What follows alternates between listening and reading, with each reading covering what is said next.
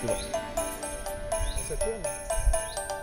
Il n'y a pas de petite lumière rouge Non, je l'enlève exprès pour pas que les gens sachent. C'est vrai. Quand je fais des reportages, c'est mieux.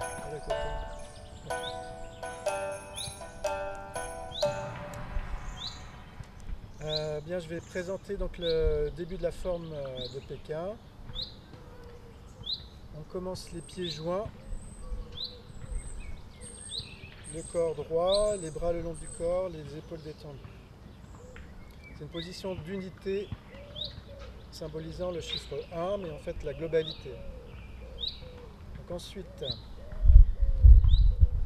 on s'assoit légèrement dans les talons, en pliant les genoux. On transpose le poids sur le talon droit, sur l'extérieur du talon droit, afin d'aller ensuite sur l'avant, sur la ligne du deuxième petit orteil. Ce qui nous permet d'être en équilibre. On est aux 3/4 du pied à peu près sur l'avant pour l'équilibre. Donc l'équilibre est influencé par l'axe de la tête et des oreilles, donc il faut qu'elles soient immobiles. Les yeux immobiles dans l'espace. Et puis la conscience immobile également. Ensuite, le pied gauche s'écarte. On pose la pointe du pied en première. Les mains montent devant en suivant les méridiens yin. L'énergie s'écoulant vers le haut. Et on monte jusqu'à la ceinture. On écarte les coudes. Puis on s'assoit au centre avec les mains qui redescendent sur les côtés en suivant aussi le parcours de l'énergie qui descend dans les méridiens yang, vésicule biliaire. On a fait le premier foyer, le tantième inférieur au niveau du nombril. On relaxe les mains pour faire l'ouverture. Et on fait le deuxième foyer au niveau du cœur. On écarte à nouveau pour redescendre au niveau des cuisses. Enfin, pour faire le troisième foyer au niveau du front, on monte la main droite, on transpose le poids à droite, le pied gauche se rapproche, la main gauche également, et pousse pour arriver en dessous la main droite et faire la technique d'attraper.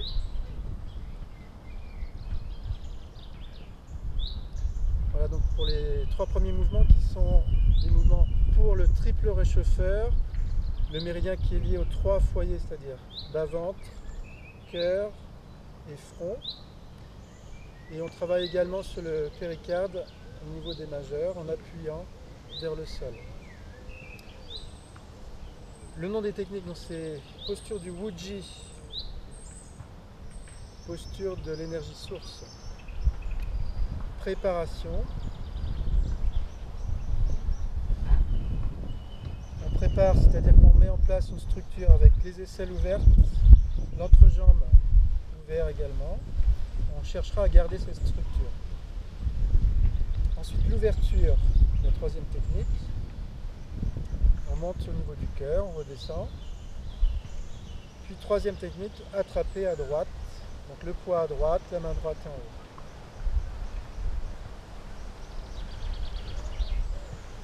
Le mouvement suivant, c'est étendre le tissu sur le bras gauche et séparer la crinière du cheval sauvage. Pour préciser le poignet de séparer la crinière du cheval sauvage, on peut travailler avec partenaire. La personne va présenter sa main comme en prière de façon verticale et on va venir appuyer sur la base du poignet ou le creux de la paume avec précisément l'os qui, dans l'art martial, puisque c'est un art martial, doit frapper. Il faut faire ressortir l'os. Alors c'est cet os ici, sur la ligne de l'index et du méridien du gros intestin. Ici, quand vous tâtez un petit peu votre poignet, vous sentez qu'il y a un os qui ressort, une partie d'os qui ressort, un petit peu en arête, il y a une légère petite boule aussi, éventuellement. Et bien c'est avec cet os-là qu'il faut frapper. Il faut faire ressortir cet os. Donc première chose en fait, c'est une flexion du poignet légère, pas la peine de contracter très fort, mais surtout là je montre comme si c'était par-dessus. On plie le poignet vers le petit doigt pour que cet os-là ressorte et puisse pousser ou frapper. Voilà, donc je demande à ma partenaire de mettre sa main. Voilà. Je peux démarrer d'attraper, ou de cette posture plus exactement, ce sera peut-être mieux. Et j'écarte donc en amenant l'os sur la main. Et je viens appuyer très légèrement, il n'y a pas besoin de forcer. C'est juste pour me donner l'indication que je suis bien dans un mouvement horizontal. C'est vraiment dans l'horizontal. Et le toucher me permet de sentir que j'ai bien le bon endroit, l'os qui vient. Pas vraiment. Eh ben alors tu me corriges. Voilà, c'est mieux là. Et on remarque donc le pouce à l'intérieur, justement, pour faire ce petit mouvement qui fait ressortir l'os. Hein, je n'érige pas mon pouce sur le côté, parce que ça ferait l'inverse. Ça me ferait cacher l'os. Je viens dans l'autre sens et je fais une flexion du pouce vers l'intérieur.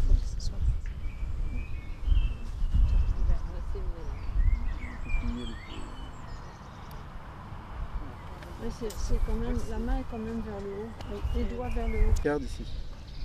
Donc on reste dans une position martiale plus ou moins, mais en respectant le flux énergétique des méridiens. Donc on laisse 2 ou 3 cm. Ça c'est pour sentir. Ça c'est un respect du martial, mais aussi de la santé. Et ça serait un travail avec partenaire par exemple. Donc le mouvement c'est un changement de yin-yang des poignets au dernier moment pour frapper avec cette partie sur le dessus du poignet et avec la force des 2 bras.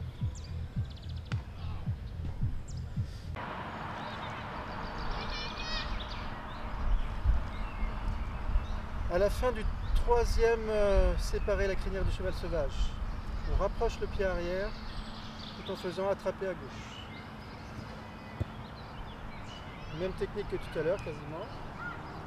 En poussant la main gauche, en tranchant avec la main gauche, ça fait lâcher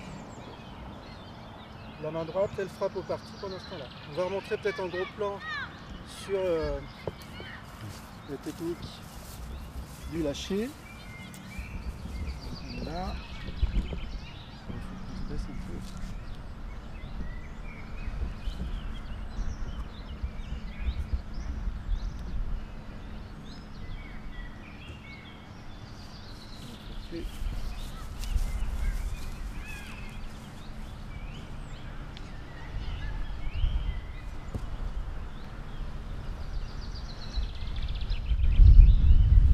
Alors, vous voyez, pour changer la donne ici, on appuie avec le poignet sur l'interstice entre le pouce et l'index, tout en tranchant. Le fait de trancher, c'est assez puissant. Hein.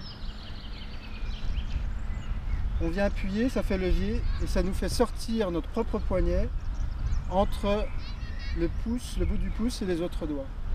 La porte de sortie, elle est toujours là. Hein. Donc on se débrouille pour partir dans cette direction. Alors malgré que le mouvement soit à l'opposé, puisqu'on appuie pour faire levier, le poignet lui-même sort vers la droite. Et on attrape directement ensuite. La frappe au parti, en plus, avec la main droite. On se rapproche un peu, puisque vous voyez, il est un petit peu loin. Il a mal d'avance, c'est le chi. Il faut toujours protéger ses bijoux. C'est des bijoux de famille et c'est très très important. Ensuite, la grue blanche déploie ses ailes. Donc, petit mouvement de pousser la porte. Ensuite, étend le linge et la grue blanche. Donc ici, la main gauche vient en contrôle. Alors ça peut être le bras sur l'autre, etc. Ça pourrait être aussi une parade au préalable au lieu de frapper, si vraiment il y avait une deuxième attaque. Et on vient piquer avec le bout des doigts. Alors, Règle absolument importante, ne jamais mettre les doigts raides, mais toujours incurvés, pour que l'onde de choc puisse être absorbée dans la main, dans le poignet. Alors, sinon ça peut luxer les métacarpes, etc., ou faire mal à l'intérieur des articulations. Donc toujours incurver les doigts, et on vient frapper à la carotide, ou à l'œil éventuellement, ou dans le creux de l'épaule. Et en plus, on a la petite frappe avec la pointe du pied. Donc à l'intérieur du mollet, d'un côté ou de l'autre. Et éventuellement un petit peu plus haut, mais c'est pas prévu plus haut, hein, c'est plutôt en bas. Voilà, les deux frappes sont simultanées. Pied et main opposées, main droite et pied gauche. On va reprendre, on va faire un peu plus loin.